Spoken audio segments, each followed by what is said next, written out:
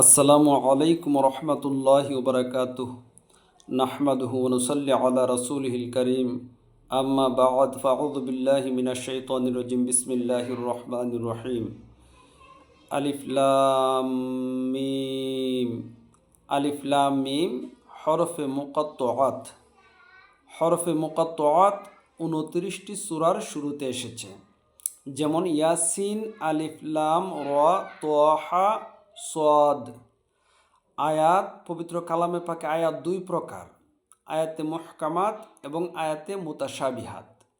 এটি আয়াতে মুতাশাবিহাতের অন্তর্ভুক্ত, যা অর্থের দিক থেকে অস্পষ্ট, যার উপর বিশ্বাস করতে হবে ফরজ।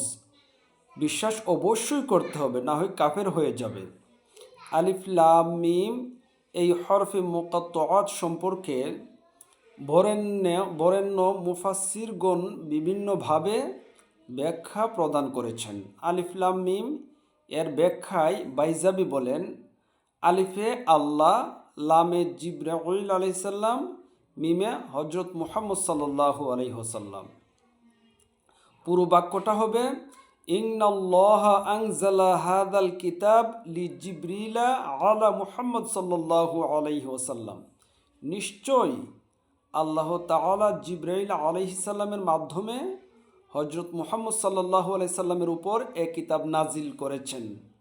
চূড়ান্ত পর্যায়ে মুফাসসিরগণ বলেছেন, আল্লাহু আ'লামু বিমুরাদিহি বিযালিক।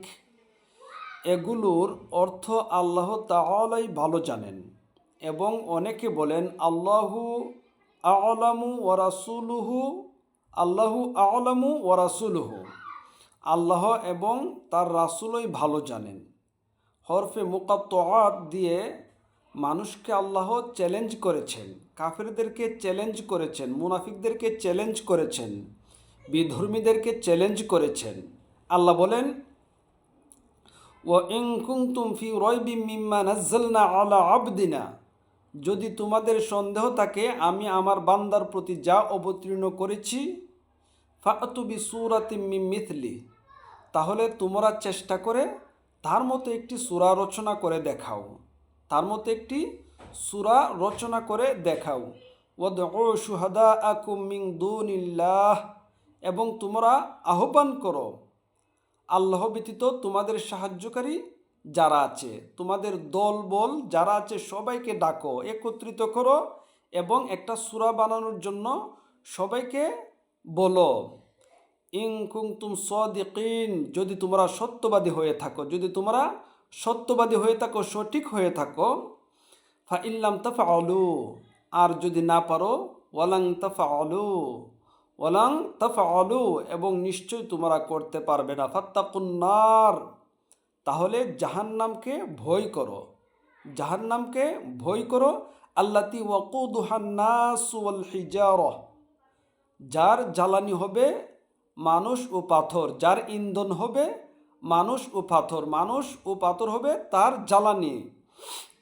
আল্লাহ পাথর কেন বলল, যে পাথরকে কেন জ্বালাবে? পাথরকে এই জন্যই জ্বালাবে, আগুনের মধ্যে যখন পাথর দিবে, পাথর থাকার কারণে পাথর গরম হয়ে আগুনের পাওয়ার, আগুনের হিট আরও বাড়িয়ে দিবে, আগুনের পাওয়ার বাড়িয়ে দিবে। কি জন্য? উইদ্দাত লিল কাফিরিন, যা প্রস্তুত করা হয়েছে কাফেরদের জন্য। এই জাহান্নামের আগুন একমাত্র কাফেরদের জন্য প্রস্তুত করা হয়েছে। আলিফ লাম মিম এই অর্থগুলো একমাত্র আল্লাহ কাফেরদের উদ্দেশ্যে ছুড়ে দিয়েছেন।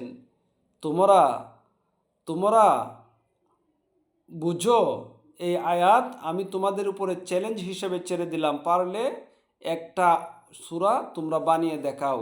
কিন্তু কাফেররা কোশ্চিনকালেও আজ অবধি একটা সূরাও বানিয়ে দেখাইতে পারে নাই। আল্লাহ যেন আমাদেরকে এই আয়াতগুলি, মানে হরফে মুকাত্তাআত এই আয়াতগুলির উপর 100% বিশ্বাস রেখে আমরা আমল করতে পারি, এবং পবিত্র কোরআনের প্রত্যেকটি অক্ষরের প্রতি আমরা, প্রত্যেকটি আয়াতের প্রতি আমরা 100% বিশ্বাস রাখতে পারি, সেই রকম তৌফিক যেন দান করেন। আমিন।